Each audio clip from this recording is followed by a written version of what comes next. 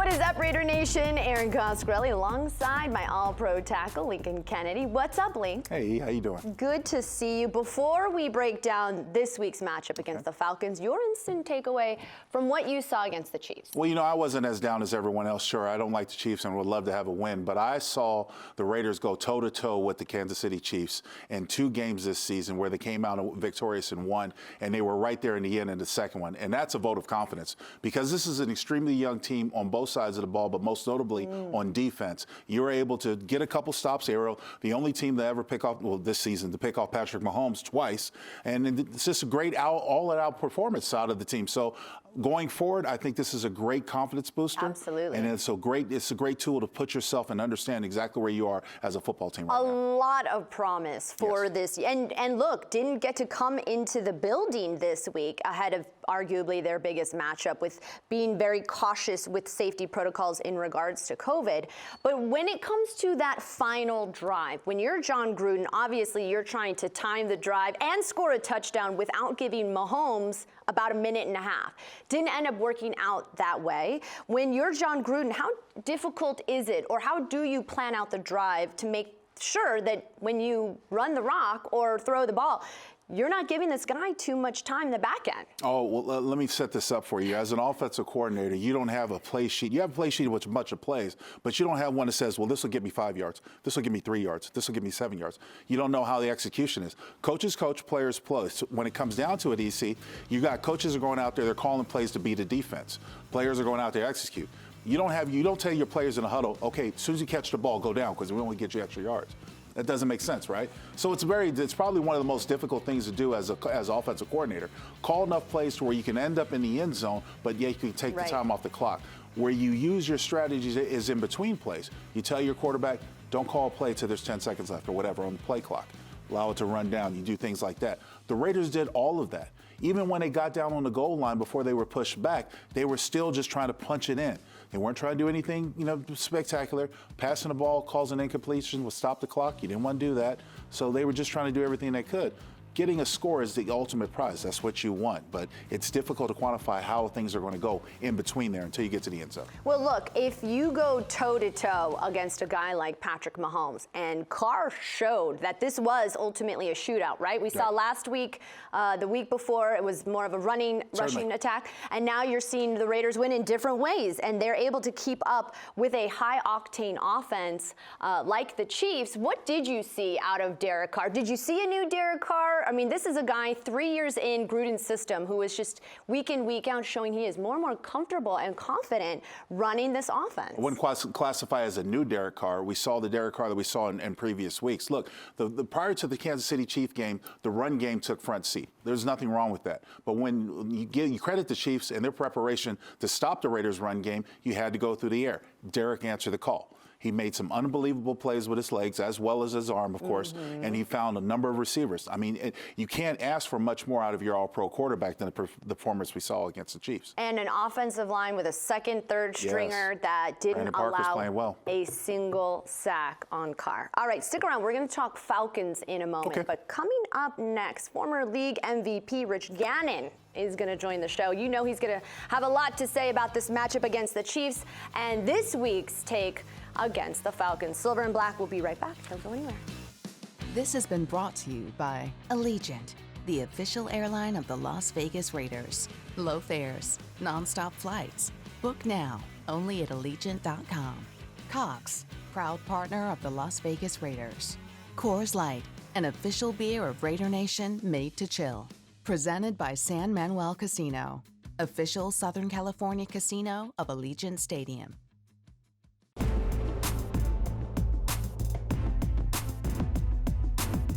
All right, let's bring in our MVP, Rich Gannon. Rich, thank you for joining us today. Erin, great to be with you. I wish that the result last night was different. That was an absolute heartbreaker for Raider fans. Indeed it was, and let's talk about it, because the Chiefs just barely squeezed out a win. A heavyweight fight all the way to the very end. Pretty sure, though, the Raiders now have their attention. Do you believe this rivalry is officially renewed?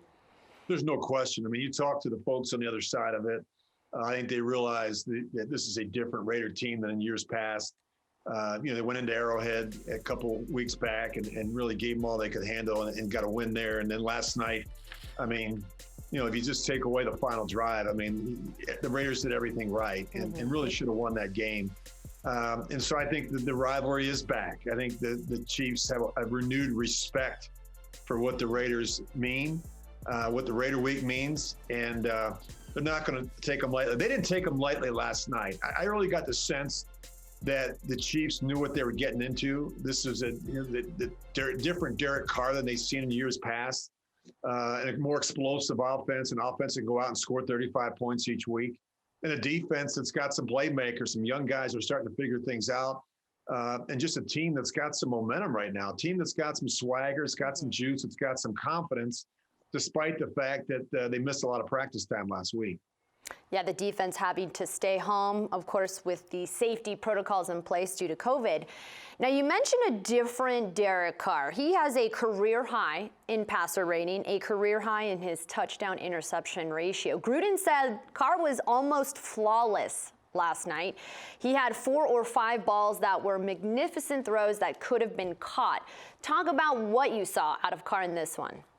Erin, we've been talking a lot about the kind of season that Derek has had, and I've mentioned it a number of times. It's what he does at the line of scrimmage to me that really makes a difference. I don't know there's a quarterback in the game right now that has as much freedom and flexibility and as much control at the line of scrimmage as Derek does. The NBC telecast last night did a great job with the microphone, so you can hear a lot of the conversation and communication between Derek and Rodney Hudson, between Derek and the tight ends. I mean, he's telling everybody what to do. He's telling the offensive line, what runs we're going to run, and we're going to kill it. We're going to check to this, and we're going to slide the line this way. Rip.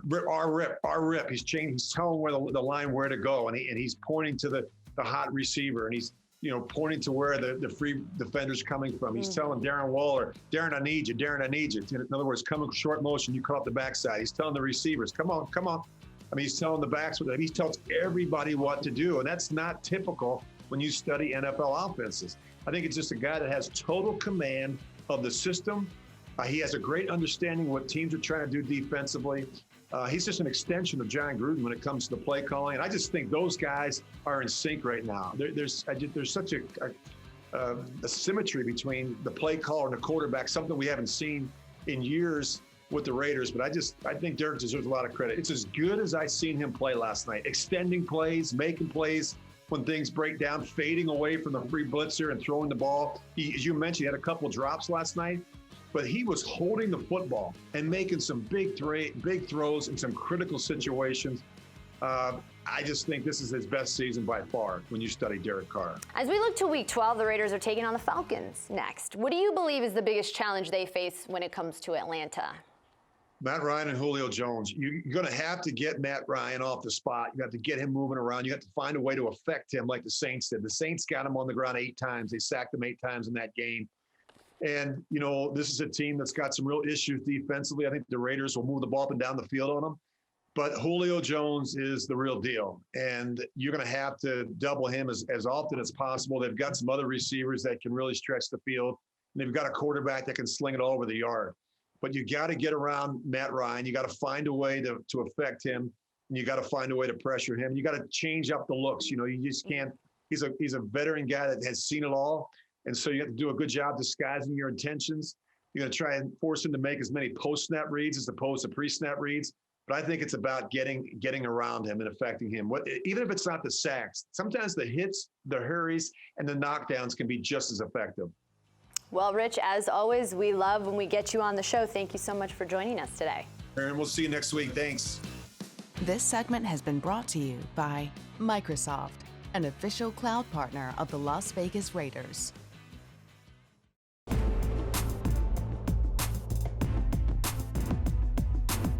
Welcome back to the Silver and Black Show. Week 12 is upon us. With that, let's welcome in our 2-time Super Bowl winning quarterback of the Raiders, Jim Plunkett. Jim, thank you for joining us today. Sure, happy to be here once again. We're happy to have you. And hey, before we talk Week 12, I'm curious to get your reaction of Week 11. It felt like an old school kind of Jim Plunkett shootout. What was your reaction to the game? It always kind of reminded me of the old San Diego Raider rivalry here in Oakland with Dan Fouts, and knowing you're going to have to put up a lot of points to win the game. And so that's what we set out to do. Put the ball down the field, try to come up with big plays when we can, and that's exactly what's happening now between the Kansas City Chiefs and the Raiders. It's a big game kind of game that you're going to be watching and see evolve during the course of the ball game. Definitely an old school shootout as the Raiders going toe-to-toe with Patrick Mahomes. Jim, what was your reaction when you saw what Mahomes was able to do on that final drive of the game? You gave him way too much time. He's a creative guy. He gets out of trouble. He comes up with a big play down the field. Once in a while, he'll run and pick up a first down or yardage, always putting pressure on the defense. And, you can't let up. You think you've got him corralled, and he gets away and finds somebody down the field. He's just a great offensive threat. He really is, but you gotta like what our quarterback, Derek Carr, was able to do. He stayed clean the entire time. You gotta give a lot of credit to that offensive line with the second and third string guys coming in. And Gruden calls it a revolving door up front. What is your take as a quarterback, knowing all of the adversity the offensive line went through, and then keeping Carr virtually clean the entire game? Well, it's, when you have injuries, they're tough to deal with, especially in the offensive line, because you don't have time to work during practice with the starting unit. It's a tough fit for a lot of those offensive linemen, but you always give credit to your linemen when they do well. They're the guy who keeps you from getting dirty, from having a big game. They're the guys that make it happen in the long run. Obviously, the quarterback's a big part of it. The receivers make their great catches down the football field, but it can't be done without those guys protecting the quarterback and giving him time to follow his reads and go to the proper receiver. All in all, they did a great job, and unfortunately, they came up short, but it was a hell of a football game. Absolutely. Well, Jim, we always appreciate when you join us. Thank you very much. Happy to be here, and thank you. Clock ticking down. Final 5 seconds of the quarter. Will they get the playoff? Might be a free play here, and it is going to be caught. Aguilar in the back of the end zone for the touchdown. Play continued, and Aguilar makes the catch at the end of the quarter. 17-yard TD. First things first, let's make sure this is a touchdown. 1, 2, cleanly in. We welcome in General Manager Mike Mayock. And Mike, I want to begin with the construction of this roster, specifically to compete with the Chiefs. And after 2 games, what you and head coach John Gruden think about this mission? Yeah, it's kind of interesting, JT. When you look at our AFC West, obviously the defending world champions are in that division. So while you want to make conscientious decisions about building a roster on certain structure, foundation type players, etc., you also have to keep in mind who you're chasing. And in our division, everybody knows it's the Kansas City Chiefs. They're quick, they're explosive on both sides of the line of scrimmage. They have a generational type quarterback. So I think offensively, we've become a pretty good football team. We've surrounded Derek Carr with some weapons. We can run the ball, we can throw it a little bit. Defensively, we have to get better, and I think that's going to be part of our core goal going forward. Derek Carr is in year 3 of the system with John Gruden, and Rich Gannon made the point when he heard the NBC broadcast that Derek really took command of the line of scrimmage with all of the cadences and checkdowns. Can you talk about how he's evolved at the quarterback position? Yeah, Rich is 100% correct, and it is so much fun to watch Derek. And JT, you know how all the time you hear people say that a quarterback is an extension of his coach? Well, I think that's an overused expression. However, with Derek Carr, it isn't. And I've watched him evolve over the last couple of years. He gets us into plays against looks that I can't believe. John Gruden puts a ton on his plate. John might say, look, here's the base call. But if they're in this, we're going that. If they're in that, we're going this. He gives them 5, 6, 7 different thought process. And all of a sudden, you get out of the huddle, you're 11, 10, 9. And Derek is still surveying, sees the safety come down. He's doing that. Derek is getting us into the play that John Gruden would like us in. And John's a great play caller, and Derek's an extension of that. Let's talk about you personally, the challenges of operating as a GM in a COVID environment. Usually you're on the road, you're seeing everybody in person. You love to go to these bowl games upcoming. What's that been like for you personally and your staff? It's been bizarre, but all 32 teams are dealing with it. I mean, just for example, this morning, I spent 6 hours this morning on the phone with my area scouts. And the reason is I'm behind. I'm behind on my college scouting, and that's because of all the COVID issues that all the general managers in the league are dealing with right now. So I don't get a chance to go on the road. Last year, you know, I spent a couple days at Ohio State, a couple at Alabama, a couple at Georgia, a couple at Clemson. You know, whenever the Raiders were on the road, so was I. I was leaving earlier and getting out there and doing my school visits so I can physically see, touch, and feel these kids and their coaches. So I miss that. That's how I operate. But we also, it's the same thing for all the area scouts. You can't go to practice. You can't meet with coaches. You can't meet with players. You get to go to an isolated group of games. It's a different world we're living in, but our challenge is to do the best we can with it. Mike, I want to stay with that. You're a grinder like Coach Gruden. Are you going to rely on your contacts around college football? You know a lot of big names, coaches, all those years, and your staff is outstanding. So is that ramping up, or what's the calendar look like when it comes to that?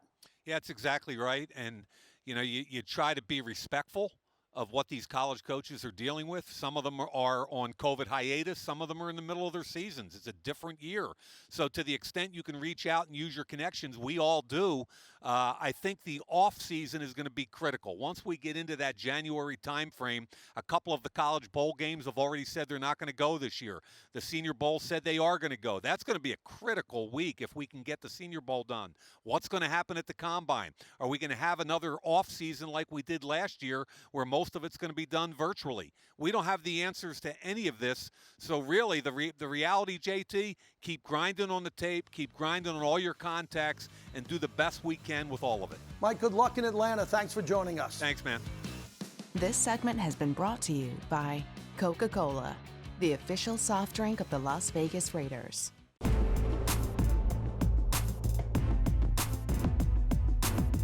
All right, welcome back to the show. EC, Link back with you. Let's talk Falcons, shall we? Taysom Hill and the Saints with a convincing win over the Falcons. It was a solid performance by their division foe, but this 3-7 record does not dictate how difficult the Falcons really are. When you think of the Falcons, what do you believe is the biggest challenge the Raiders will face? Well, you don't want to get into a shootout with this team, especially being on the road. And they've got a very potent offense, and I mean that. They average almost 400 yards a game in total offense. So you know what potentially they can do on offensive. But the thing is going to be creating balance, because from this point forward, these become must-win games. And when I say must-win games, you hear that term kind of thrown around EC around this time of year. But think about it. On the way to the playoffs, the Raiders have got to take on teams that they're supposed to beat, the Atlanta Falcons, the New York Jets.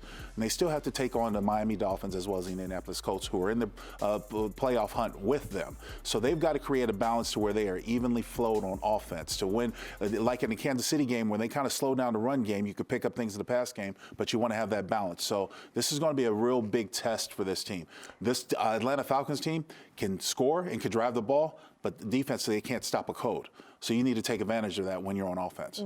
Julio Jones, dealing with a hamstring injury, has been in and out and available, sometimes not left, I believe, in the second quarter when they took on the Saints. But the Raiders are now packing their bags and going on the road, going East Coast after dealing with what, you know, is an emotional loss. Certainly. The challenge with that, what do you believe, you know, presents itself with having to kind of go East Coast, travel, and then come back and then do it again when they face the Jets the following week? How do you believe the roller coaster of emotions plays a role, or does it play a role when you come off a very difficult, very close loss against your division rival in the Chiefs? It's an easier for a younger team than it is a more experienced team. And think about this. If you have these feelings of aspirations, or that you want to be in the playoffs, or that you're ready to move, you might let that Chiefs loss sort of haunt you if you're not careful. But this young team is still hungry. We still have a number of young players. Josh Jacobs wants to prove his value. Jonathan Abram obviously wants to bounce back, and he's the heartbeat of that defense. So there are lots of opportunities for this Raiders team to bounce back and be better. And they can start with the team they're supposed to beat. If you go out and dominate the Falcons in Atlanta in their back, you're glowing. You're bolstering confidence when you have to get on the plane the week after to go back to New York and do the same thing to the Jets. But is a Falcons team like this, interim coach, rebuilding, are they potentially more dangerous because they have nothing to lose? There isn't that pressure to win, or do you think that doesn't play any part in any of it? Every team is dangerous. Okay, every team is dangerous. This Falcon team has veterans, so they will fight. That's why you have to put them away early. You can't allow them to stick in the game. If you allow them to stick in the game, then anything is possibly happening. But I do believe that when it comes to this time of year, when you have the record like they have, there are a lot of guys in that locker room who are dreaming of where they're going to go on vacation. Whether it's Jamaica or somewhere else, but that's the thought you have. Oh, Jamaica. Back up the U-Haul.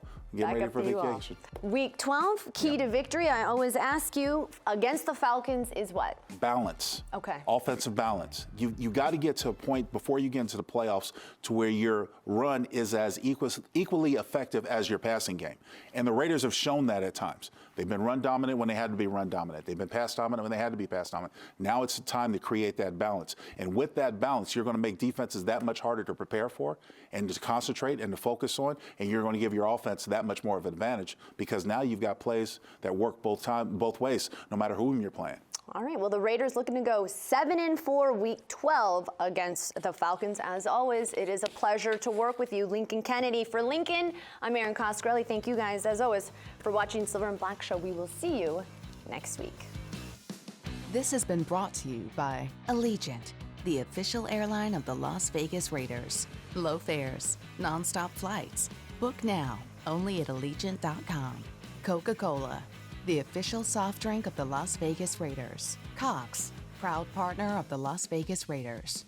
Twitch, the official live streaming partner of the Las Vegas Raiders.